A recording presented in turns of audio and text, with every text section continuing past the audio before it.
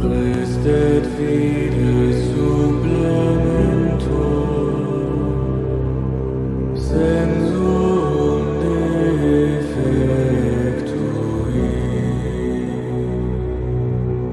genitori,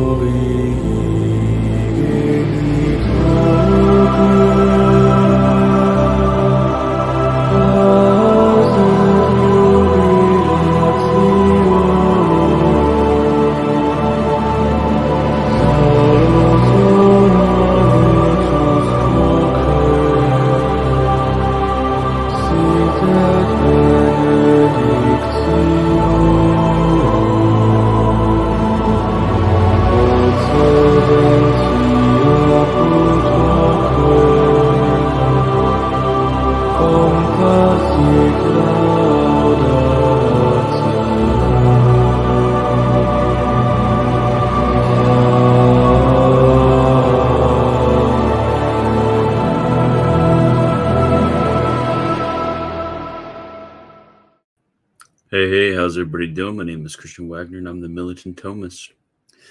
Isn't the Eucharist just glorious?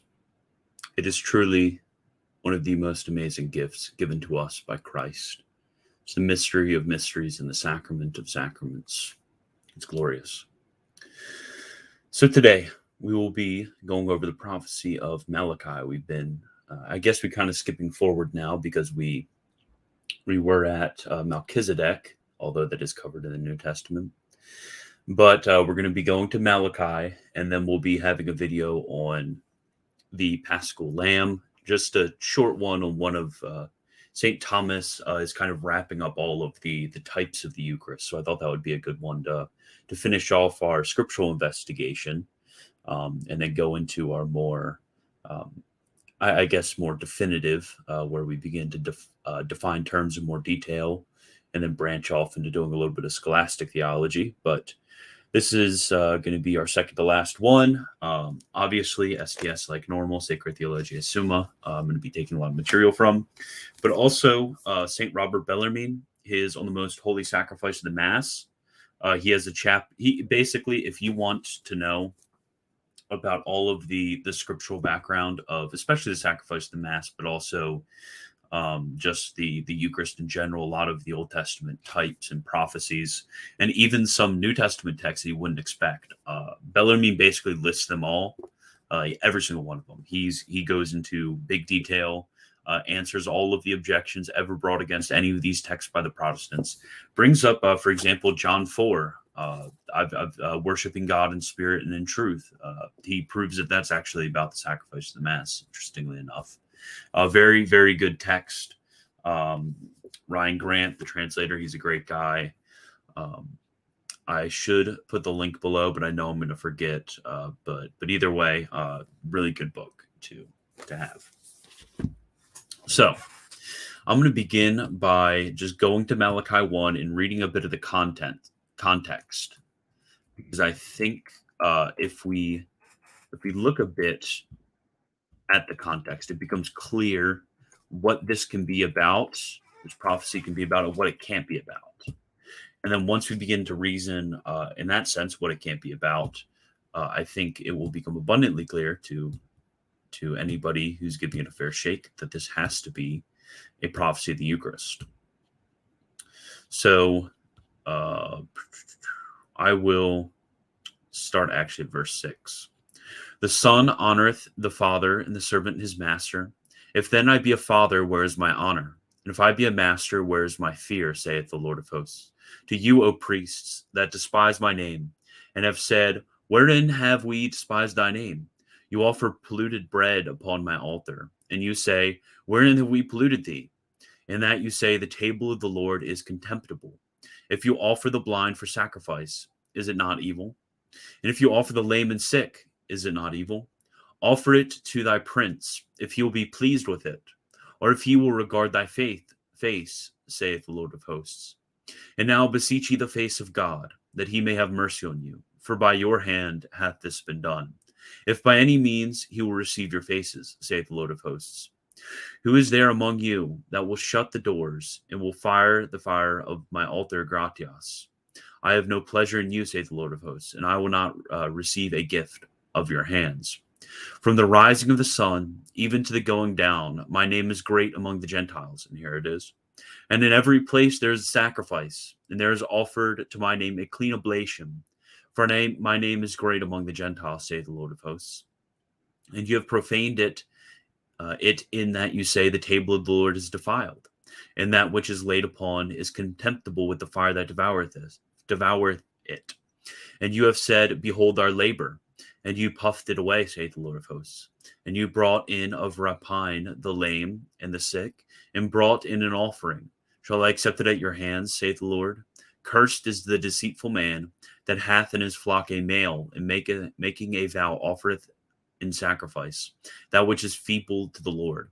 For I am a great king, saith the Lord of hosts, and my name is dread among the Gentiles. So you're going to see the traditional explanation for verse 11. I'm going to go back there. From the rising of the sun, even to the going down, my name is great among the Gentiles. And in every place there is sacrifice, and there is offered to my name a clean oblation. For my name is great among the Gentiles, saith the Lord of hosts. So that is the text which I will be arguing from. So the thesis is that the Eucharist is that oblation which the Lord through Malachi foretold would be a pure offering to his name, and which would be among the nations in every place. So again, this is unlike the last one, because the last one we were thinking about typology. But this in Malachi 1:10 and so on, Malachi 1:11 in particular, is prophetically the Eucharist is that oblation, which is prophesied. So this doesn't have to do with typology, but it actually has to do with promise. So when it comes to the teaching of the church in the Council of Trent, section 22, chapter 1, and that's a section we keep going back to all the time, so you should probably read it. It does directly reference Malachi as foretelling this pure offering. Unlike the last Melchizedek, we do not have any disagreement among the Council Fathers. Almost everybody agreed that it was that sacrifice which was foretold. So when it comes to the theological note of this, it is not, and this is actually important to note, this is Catholic doctrine, so the opposite of this would be an error in Catholic doctrine because it's something taught by a council. Now, why wouldn't it be de fide? Because usually when it's something which is taught definitively by a council, it is something which is de fide. So it doesn't have to do with any error of promulgation. It actually has to do with the matter being spoken about. Because this is a matter not of faith, so it's not something to assent to, but rather it's a matter of scriptural interpretation. It's a matter of support in defense of a certain article of faith. That is not correct matter for a dogma, de fide. So it's something which is Catholic doctrine, which you still shouldn't disagree, but this wouldn't have the censure of heretic, and this wouldn't lose the virtue of faith. So in thinking about the way in which Malachi 1 and 2 work, just to give a brief overview, you have the introduction, and then in the first part of the prophecy, which is going to be verse 6, which I started reading from, all the way to chapter 2, verse 9, what you have is you have the prophet Malachi speaking against the priests, that they have forgotten the honor due to God. They have offered polluted and unclean sacrifices. And now in verse 10 and 11, what you have is you have a certain promise of a future clean and pure sacrifice, which is going to be offered among the Gentiles and throughout the whole world. But after this section, you get it goes back to what was before verse 10 in rebuking the wickedness of the priests and in promising a certain promise of judgment. So when it comes to how this precisely refers to the Eucharist, what we can know a few details about this, and I'm actually going to go up to St. Bellarmine right here. The way he proves it from this verse is really good. The testimony cannot be understood on the sacrifice of the cross, because it is not offered in every place, but only one place. So So we have this future oblation. It can't be the cross. It can't be the one sacrifice that Christ made, because it's offered in every place, not in one place.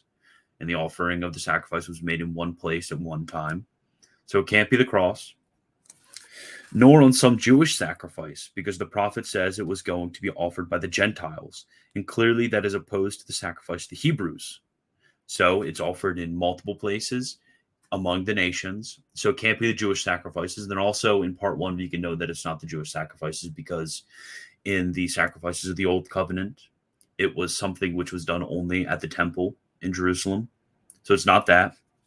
It is also not speaking about the sacrifices of the pious Gentiles who were in the world before the arrival of Christ, such as Melchizedek, Job, and others like them. For these holy men were few among the nations, and especially in the time of the prophets, when idolatry clearly filled the whole world. So this is something which is not the sacrifice of certain individual pious Gentiles, like Melchizedek, because it's in all the nations throughout the whole world. So it wouldn't make sense to refer to that. Again, this passage of Malachi cannot be understood, as some suppose, on the sacrifices of the idolaters among the Gentiles, for that oblation is not clean in any way. So it's going to have to be something, as we've established, in the future, in the church, which is not Christ, and which occurs continuously throughout the whole world. So at this point, that is all we've reached. We've eliminated a few contenders, but that is what we've all reached. Now, the two ways in which some people will answer it is, first, the way of the pure sacrifice of the lifting up of hands, phrased like that, from 1 Timothy. It's going to be the worship and prayer which is offered in the church. That is how some are going to interpret the matter. And then the second way to interpret the matter, the way in which I'm offering here, the way in which Catholics historically have interpreted this passage, is that it's in reference to the Eucharist.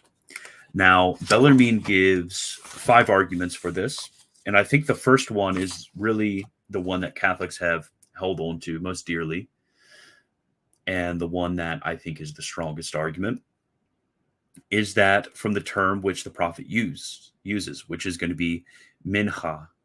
When it comes to that term throughout Scripture, it's usually on its own, and I've only found a few instances where it's there's really 3 ways in which it can be used.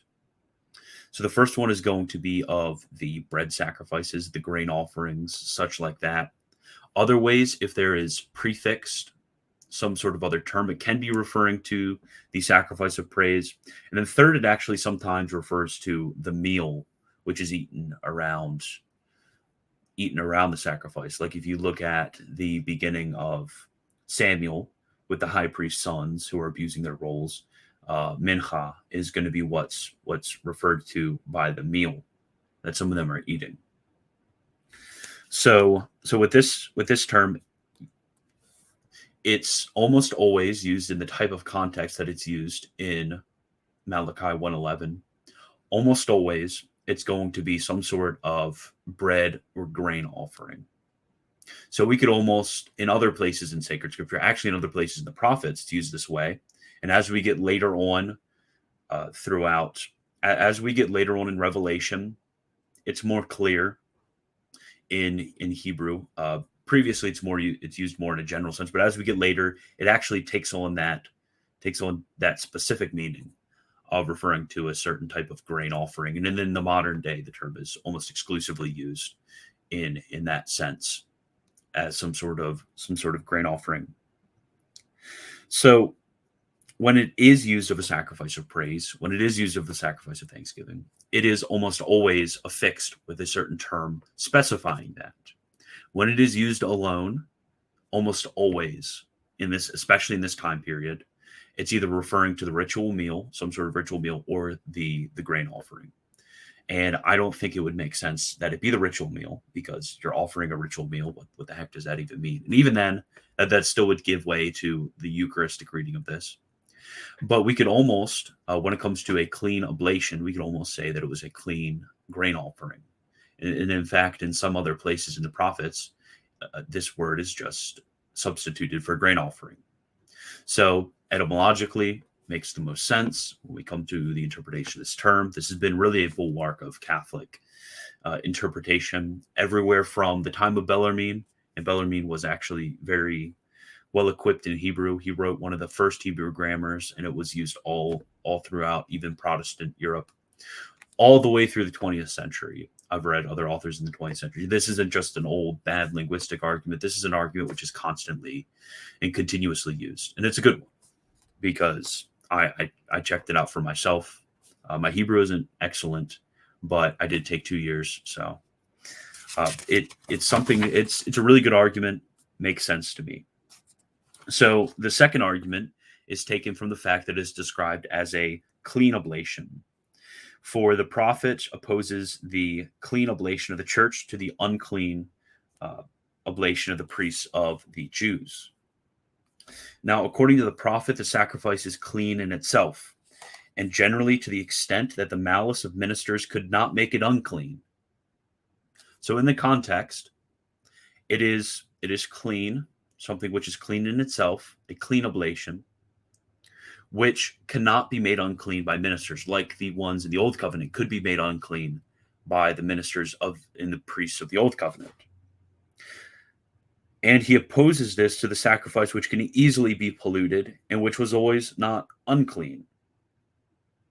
You offer polluted bread upon my altars. In the next verse, if you offer the blind for sacrifice, is that not evil? And if you offer the lame and the sick, is that not evil? There he shows those sacrifices could be polluted, nor is it credible that their sacrifices were generally rejected only by reason of pollution on the side of those offering it, because our sacrifice could be rejected for the same reason. So when it comes to the sacrifice of praise and thanksgiving, if you have a polluted minister of that sacrifice, or even a polluted content, so if you have somebody who when it comes to the sacrifice of praise and thanksgiving, the minister can easily pollute it, and there easily can be polluted content with that sacrifice. It's not a clean oblation in itself. But when it comes to the sacrifice of the Eucharist, it is not dependent upon the holiness of the minister. So it makes most sense that this is what the passage is referring to. Now, the third argument is from the words in verse 10, I shall not receive the offering from your hands. From here it is gathered that the oblation of the church is not only clean, but also new and did not exist before.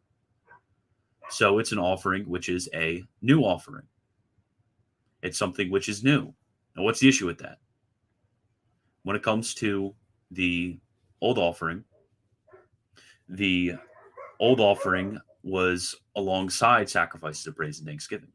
Sacrifices of praise and thanksgiving are not something which are new. They're something which are old as mankind itself. Now, when it comes to the fourth argument is taken from the antithesis between contempt and the glory of God, which the prophet describes in this passage. St. Malachi says that through the Hebrew priest, the name of God was scorned and despised, but by the oblation of the Gentiles, it is glorified. For the Hebrew priests offended God in the public and visible sacrifices. Thus, the glory of God should come into being among the Gentiles, even from the public and visible sacrifices.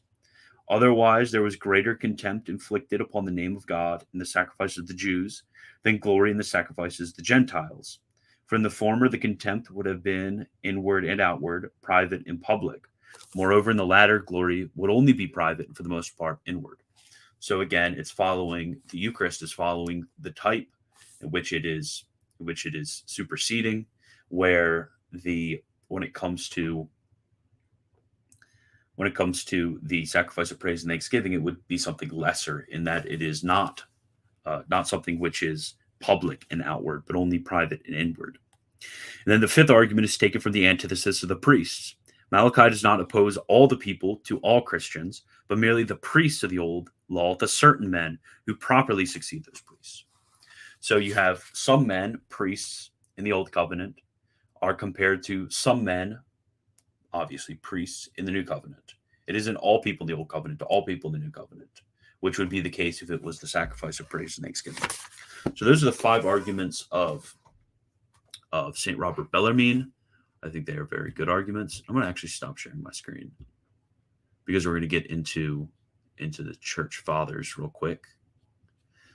Now, when it comes to the church fathers, I don't really even need to. I guess I can bring up two cases. So the first case is going to be in the Didache, which is very early documents. Some say it's even before 70 AD, which alludes to Malachi 1:11 when it comes to the Eucharist. And then also the classical argument among the apologists of the 2nd century, St. Justin Martyr, for example, is taken from the prophecy of Malachi 1:11 in reference to the Eucharist. So there's going to be some objections that are brought forth. Usually it's through certain particular fathers who are going to write that, for example, Tertullian writes that Malachi is the pure sacrifice of Malachi is simple prayer of a pure conscience. And then some will conclude from this that it's not the Eucharist.